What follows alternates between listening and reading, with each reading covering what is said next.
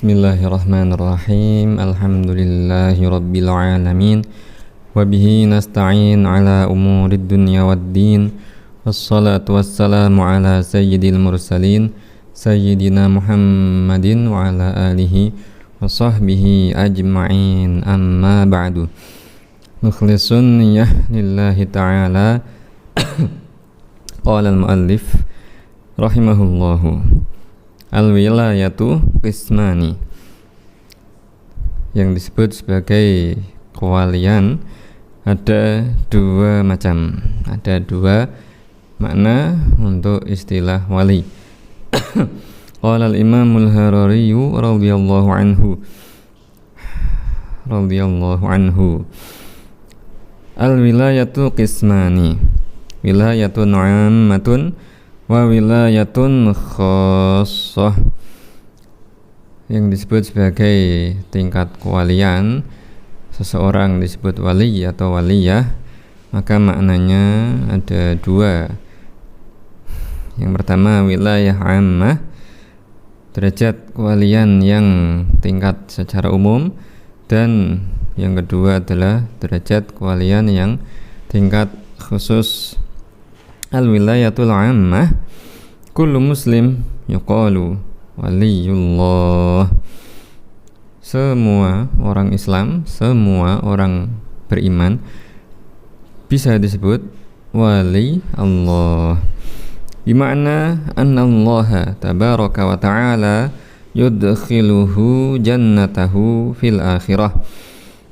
Maknanya wilayah ammah, derajat kewalian yang umum, yang diberikan atau yang didapat oleh seluruh kaum muslimin, oleh seluruh orang yang beriman, maknanya adalah bahwa Allah pasti akan memasukkan, menempatkan kaum muslimin tersebut tanpa terkecuali, dimasukkan ke dalam surga nanti di akhirat.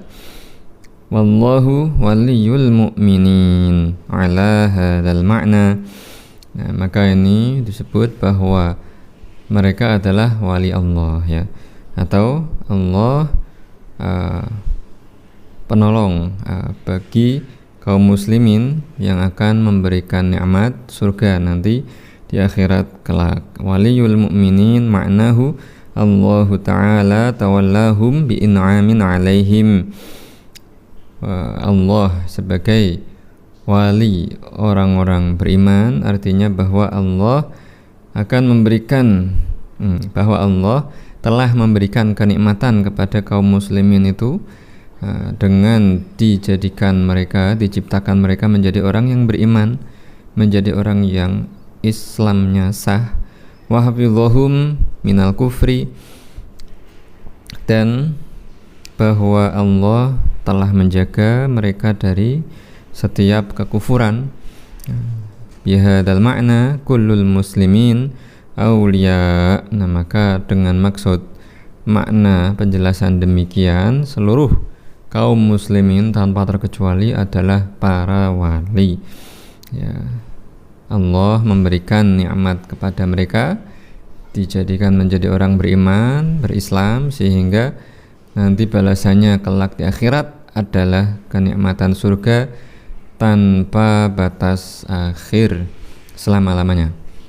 Ammal wilayatul khassah, adapun derajat kewalian yang khusus, fahiya ayyakunal abdu muti'an lillahi ta'ala ta'atan kamilah, yaitu seorang hamba diciptakan oleh Allah menjadi hamba yang taat dengan ketaatan yang sempurna, biada'il fara'id wajtinabil manahi, dengan melaksanakan seluruh kewajiban yang menjadi kewajiban bagi dirinya dan meninggalkan seluruh keharaman, wal iktsari minas sunan, dan konsisten memperbanyak amalan-amalan sunnah. Nah, di sini ada penjelasan meskipun hanya dari satu jenis amalan sunnah saja, yang penting diperbanyak, dikonsistenkan.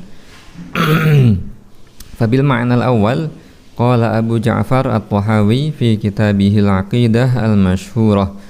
Maka makna wali yang pertama yakni wilayah ammah tadi, Imam Abu Ja'far At-Tahawi meredaksikan dalam kitabnya Aqidah Tahawiyah, wal mu'minuna kulluhum awliya'ur rahman, bahwa seluruh kaum beriman, kaum muslimin seluruhnya tanpa terkecuali adalah para wali Allah. Nah, ini. Jadi sebagaimana yang sudah bagi yang sudah pernah belajar kitab Matan Aqidah Tahawiyah, di situ ada redaksinya di matanya, wal mu'minun kulluhum awliya'ur rahman. Nah, maka yang dimaksud di situ adalah wilayah ammah. Nah, berbicara tentang bahwa seorang muslim, seorang mukmin, bagaimanapun tingkat ketebalan atau tingkat ketinggian keimanannya itu, yang penting kalau sudah sah Islamnya, sudah sah imannya, dia tidak atau bukan menjadi orang yang terjerumus kepada kekufuran, maka dia adalah orang yang istimewa. Ya, meskipun misal ya setiap harinya dia terjerumus ke dalam perbuatan dosa besar, dosa kecil sampai matinya. Nah, tapi apa? Istimewanya dia, keberuntungan bagi dirinya adalah mempertahankan keimanan dan keislamannya sampai ajal menjemput. Dia mati dalam kondisi beriman, berislam. Itu sudah sangat merupakan keberuntungan yang sangat luar biasa. Adapun orang yang meninggal, yang mati tanpa bisa menjaga keimanan dan keislamannya, dia mati dalam kondisi murtad, apalagi tanpa dia sadari, tanpa dia ketahui bahwa sepanjang hidupnya ternyata dia pernah murtad dan belum berhasil, belum mengetahui bagaimana cara yang sebenarnya untuk kembali ke dalam agama Islam. Nah, sehingga dia sepanjang hidupnya, sepanjang umurnya menyangka telah melakukan ibadah sholat, haji, berakhlak, bermasyarakat dengan akhlak yang bagus. Namun ternyata ketika ajal menjemput, malaikat Azrail sampaikan kepadanya bahwa dia adalah mati dalam kondisi non muslim. Itu bisa saja terjadi. Jadi poin pentingnya seorang hamba hidup di dunia adalah untuk beribadah kepada Allah semata, hanya menyembah kepada Allah, tidak berbuat musyrik, tidak berbuat kesyirikan. Terus setelah dia berhasil mencapai keislaman, keimanan, kemudian dia belajar bagaimana tata cara menjaga diri supaya tidak terjerumus, tergelincir ke dalam satupun tindak kekufuran, kemurtatan. Dijaga sampai ajal menjemput. Maka insya Allah dengan prosedur semacam itu, sesuai ajaran Islam, dia akan husnul khotimah, mati dalam kondisi yang bagus. Yang bagus ini apa? Mati, meninggal dalam kondisi tetap membawa, menjaga keislaman dan keimanannya. Nah, adapun bagi orang yang belum tahu, belum belajar dengan prosedur yang semestinya, belajarnya ngasal-ngasalan, belajarnya ya hanya sesuka hawa nafsunya sendiri, yang menurut dia saja mana yang benar, mana yang keliru, hanya menurut hawa nafsunya saja. Nah, kemudian tidak tahu mana yang sebetulnya perkara-perkara itu menyebabkan kemurtatan ataukah tidak menyebabkan kemurtatan. Nah, kemudian karena nggak tahu, ya akhirnya bisa jadi itu sangat-sangat berpotensi untuk kemudian karena ketidaktahuan ya terjerumus, ya naudzubillah, ke dalam kekufuran. Nah, contohnya misal di dalam, ya meskipun disebut kitab kuning gitu ya, tidak semua yang terdapat di kitab kuning itu benar. Kita contohkan salah satu kasusnya adalah di kitab madhab Hanafi ya, madhab Imam Hanafi, dalam salah satu kitabnya itu yang menisbatkan diri kepada madhabnya adalah Hanafiyah, ada masyhur tersebar tulisan di kitab kuningnya itu apa katanya, boleh, ini tapi keliru ya, ini keliru, tapi terdapat di kitab yang menisbatkan diri kepada madhab Imam Hanafi.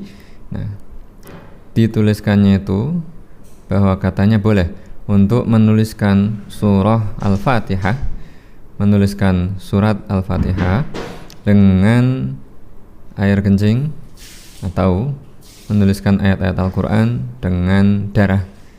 Nah, jika ada tujuan untuk pengobatan atau diketahui bahwa dengan prosesi atau ritual menulis ayat Al-Quran dengan air kencing atau darah itu akan bisa menyebabkan kesembuhan penyakit tertentu, itu katanya ditulis di kitab kuning tersebut, katanya boleh. Nah, padahal apa? Disampaikan oleh beberapa dari guru-guru kami yang terpercaya, yang ahli di bidangnya, bahwa catatan atau tulisan dari beberapa kitab kuning yang menisbatkan diri kepada Imam Hanafi tersebut adalah keliru, sangat fatal kelirunya. Jadi kalau misal kemudian baca-baca sendiri, otodidak menelusuri, mengakses kitab-kitab kuning tanpa kemudian merujuk kepada guru yang ahli di bidangnya, terpercaya, tidak berfatwa, tanpa ilmu, yang tahu prosedur bagaimana cara menuntut ilmu sesuai dengan aturan syariat yang begitu cukup ketat itu, maka apa? Bisa jadi dia akan mempercayai, bisa jadi bahkan dia akan mengamalkan, menyebarkan dan mengajarkannya kepada santri-santrinya, kepada jamaahnya, kepada masyarakat luas, bahwa katanya apa? Kalau sakit begini nanti obatnya tuliskan Al-Fatihah, surah Al-Fatihah lengkap, apa nulisnya dengan apa? Dengan air kencingnya, dengan darahnya. Nah, itu fatal sekali ya. Jadi hukumnya bagaimana aslinya? Hukumnya merupakan kekufuran, merupakan kemurtadan bagi yang mengamalkan, bagi yang mempraktekkan ritual penyembuhan ya, mereka sebutnya menulis ayat Al-Quran ya, ataupun bukan ayat Al-Quran, hadis atau kalimat-kalimat lain yang dimuliakan ya dalam agama Islam. Dia tulis dengan benda najis atau benda yang menjijikan itu, jika dia praktekkan meskipun tanpa tahu bahwa itu hukumnya menyebabkan kemurtadan ya, maka dia telah terjerumus kepada kekufuran, kemurtadan ya. Bagaimana jika dia tidak tahu bahwa itu merupakan kemurtadan, dia pinginnya aman, tapi ternyata dia nggak tahu bahwa dia terjerumus kepada hal yang sangat mengerikan, yaitu kekufuran, tapi tidak tahu, yang namanya tidak tahu gimana untuk dia bisa bertaubat dari kekeliruannya tersebut ya. Masih dalam status kekufuran, kemudian membaca syahadat ya tanpa tahu bahwa dia masih dalam status kufur ya, dia menyangkanya masih muslim, membaca syahadat ya tidak berpengaruh, tidak ngefek, tidak lantas kemudian masuk Islam lagi dengan dia berwirid, berzikir, membaca 2 kalimat syahadat, selama dia belum teredukasi, belum ada pemahaman bahwa dirinya betul-betul telah terjerumus kepada kemurtadan dan kekufuran. Sebab misal tadi dia menulis ayat-ayat Al-Quran dengan benda najis seperti air kencing maupun darah ya, darahnya sendiri maupun darah orang lain. Wabillahi taufiq wal hidayah. Assalamualaikum warahmatullahi wabarakatuh.